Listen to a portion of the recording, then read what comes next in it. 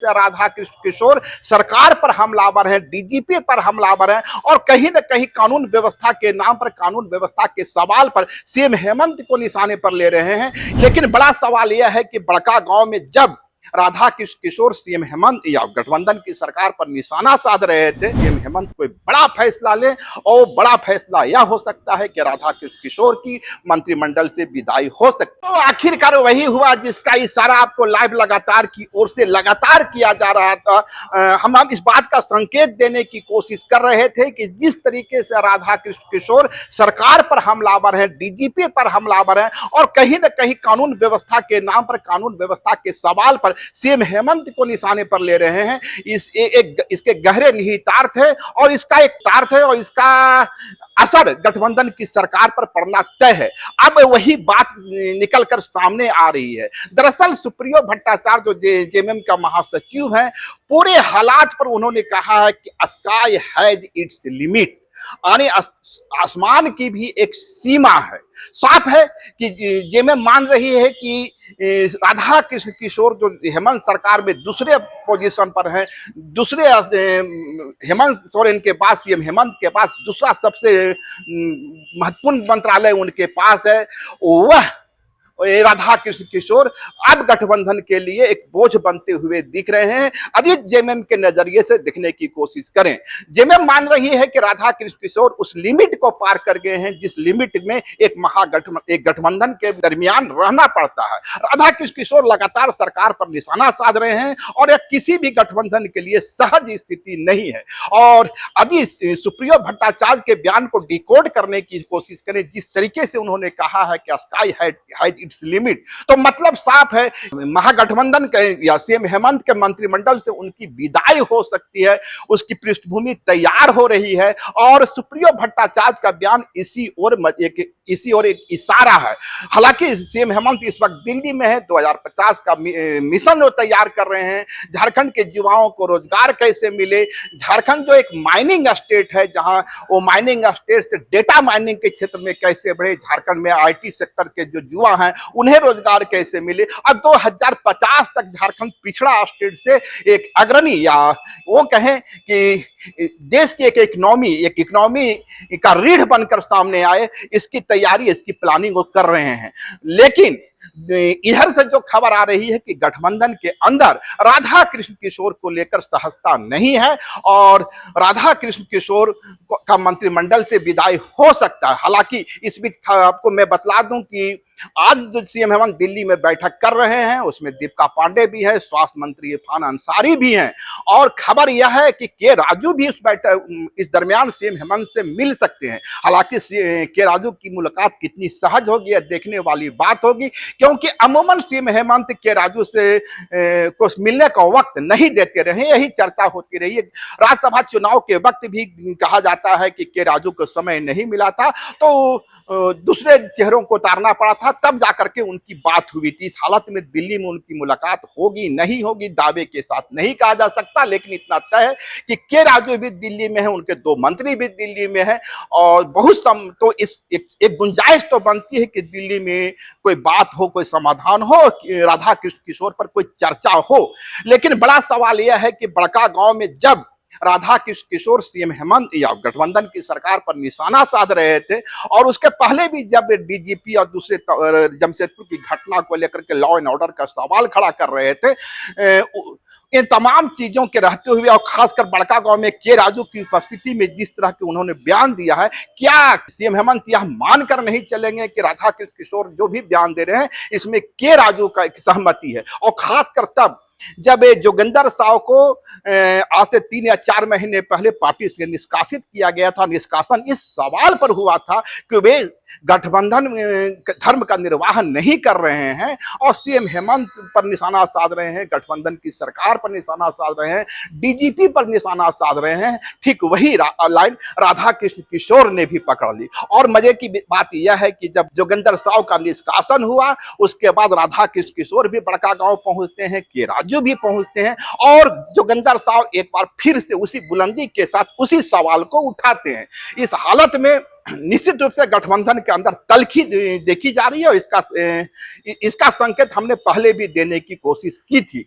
याद रहे कि सीएम हेमंत के मंत्रिमंडल का हिस्सा रहे थे जोगिंदर साव, और जोगिंदर साव पर तब प्राइवेट सेना या निजी सेना का संचालन करने, नक्सलियों से संबंध रखने का आरोप लगा था, निजी गिरोह चलाने का आरोप लगा था। इस आरोप में सीएम हेमंत ने उन्हें मंत्रिमंडल से बाहर का रास्ता दिखला दिया था। ठीक वही परिस्थिति राधा कृष्ण किशोर के लिए बनती नजर आ रही है। हालांकि दावे के साथ कुछ नहीं कहा जा सकता, लेकिन सुप्रियो भट्टाचार्य का जो बयान है उसको डिकोड करने की कोशिश करें तो कहीं ना कहीं राधा कृष्ण किशोर की कुर्सी अब हिलती नजर आ रही है। और बहुत संभव है कि दिल्ली से लौटने के बाद इन तमाम परिस्थितियों का आकलन करते हुए सीएम हेमंत कोई बड़ा फैसला ले, और बड़ा फैसला यह हो सकता है कि राधा कृष्ण किशोर की मंत्रिमंडल से विदाई हो सकती है। कल के प्रोग्राम में मैंने एक चीज और आपको बतलाने की कोशिश की थी कि राधा कृष्ण किशोर का जो पोस्टर लगा हुआ था, वो पोस्टर उनके भाजपा के वक्त का था, यानी भाजपा में जब थे और जब वो केसरिया बाना पहने हुए थे, उस वक्त का पोस्टर लगाया गया था बड़का गांव में। राधा कृष्ण किशोर जैसा सजग व्यक्ति, बेहद जानकार व्यक्ति, बेहद इन्फॉर्म पर्सन को इसकी जानकारी नहीं होगी, ऐसा नहीं कहा जा सकता। अब देख चुके हैं कि कैबिनेट की बैठक में उनके ही कांग्रेस कोटे के मंत्री ही सवाल खड़ा करते रहे हैं कि राधा कृष्ण किशोर जानबूझ करके फाइलों को लटकाते हैं और इसके कारण सरकार का काम काज भी प्रभावित होता है। तो एक तो होता है, तो साफ है कि राधा कृष्ण किशोर को लेकर कांग्रेस के मंत्री भी सहज नहीं है, महागठबंधन भी सहज नहीं है, सीएम हेमंत सहज नहीं है। लेकिन राधा कृष्ण किशोर के बारे में जिस तरह की मैं बात कर रहा था कि उनका पोस्टर भगवा, और ये भगवा दुपट्टा था उस पर, तो राधा कृष्ण किशोर जैसा सजग व्यक्ति के लिए जिनकी नोटिंग बेहद काबिल तारीफ होती है, लोग कहते हैं कि वे कानूनी प्रक्रिया के बहुत जानकार हैं, नोटिंग के बेहद जानकार हैं, फाइलों पर नोटिंग कैसे किया जाए ये उनसे सीखने लायक है। ऐसा सजग व्यक्ति को इस बात का जानकारी नहीं रहे कि उनके लिए जो पोस्टर लगा है उसमें जो चेहरा उनका दिखलाया गया है, भगवा दिखलाया गया, ये मानना थोड़ा कठिन है। हालांकि ऐसा हो सकता है कि कई बार चीजें छूट जाती है, लेकिन यदि वो जानबूझकर किया गया है तो उसके भी कुछ मीनिंग है, कुछ निहितार्थ हैं। तो क्या राधा कृष्ण किशोर यह सब कुछ जानबूझकर कर रहे थे? क्या 2029 का चुनावी समीकरण को समझ कर रहे थे? इस पर मैंने पहले भी चर्चा की है कि राधा कृष्ण किशोर हालांकि 6 से 7 बार के विधायक रहे हैं, 6 बार के विधायक रहे हैं, पर वो कांग्रेस में भी रहे हैं, भाजपा में भी रहे हैं, जदयू में भी रहे हैं, आसू में भी रहे हैं, किसी भी पॉलिटिकल पार्टी में बहुत दिनों तक वे नहीं रहे हैं। हालांकि सबसे ज्यादा टाइम उन्होंने कांग्रेस के साथ ही बिताया है, लेकिन उनकी प्रतिबद्धता कभी भी एक व्यक्ति, एक संगठन, एक झंडा के प्रति नहीं रही है। वह छतरपुर का जो विधानसभा है, वहां का जो चुनावी समीकरण है, उसको देखकर फैसले करते रहे हैं। तो क्या वो जो भगवा झंडा, भगवा पट्टा था, उसके भी कुछ मीनिंग थे, देखने वाली बात होगी। लेकिन फिलहाल ये स्थिति यही है कि राधा कृष्ण किशोर जो हेमंत सरकार में सेकंड नंबर के मंत्री थे, जिनका बेहद महत्वपूर्ण विभाग था, आज उनकी कुर्सी कम से कम जा नहीं रही है, तो हिलती हुई नजर जरूर आ रही है। हालांकि कांग्रेस की बात करें तो कांग्रेस की ओर से ऑफ द रिकॉर्ड कहें तो राधा कृष्ण की भूमिका पर सवाल जरूर खड़ा किया जा रहा है। कांग्रेस के लोग ही कह रहे हैं कि जिस तरीके से जोगिंदर साव के कार्यक्रम में के राजू गए, राधा कृष्ण किशोर गए, और वहां से उन्होंने जिस तरीके की बात की कि गठबंधन धर्म के लिए यह बिल्कुल ठीक नहीं था, गठबंधन की मर्यादा का पालन नहीं किया गया। लेकिन यदि ऑन द रिकॉर्ड बात करें तो कांग्रेस पूरी ताकत के साथ राधा कृष्ण किशोर के साथ खड़ी नजर आ रही है। और कांग्रेस प्रवक्ता राकेश सिन्हा ने कहा है कि यदि sky has its limit, sky आसमान की अपनी सीमा है, तो राज्य की डीजीपी की भी अपनी सीमा है, उन्हें भी अपनी सीमा का आकलन करना चाहिए। बहरहाल ये तो दो प्रवक्ताओं का बयान है, लेकिन पॉलिटिकल कॉरिडोर में यह चर्चा तेज है कि राधा कृष्ण किशोर की कुर्सी अब बहुत तेजी से हिल रही है और दिल्ली से लौटते ही सीएम हेमंत इस पर कोई बड़ा फैसला ले सकते हैं। तो चलते चलते आप राकेश सिन्हा का बयान भी सुनते चले। तो स्वाभाविक तौर पे राज्य के पुलिस महानिरीक्षक का भी हद होता है निदेशक, और जब पुलिस महानिदेशक हद अगर पार कर जाए, एक मंत्री के बार बार पत्र लिखने पर अगर वो संज्ञान ना लें, तो स्वाभाविक तौर पे प्रश्न खड़ा होता है, और यही प्रश्न माननीय मंत्री ने खड़ा किया है।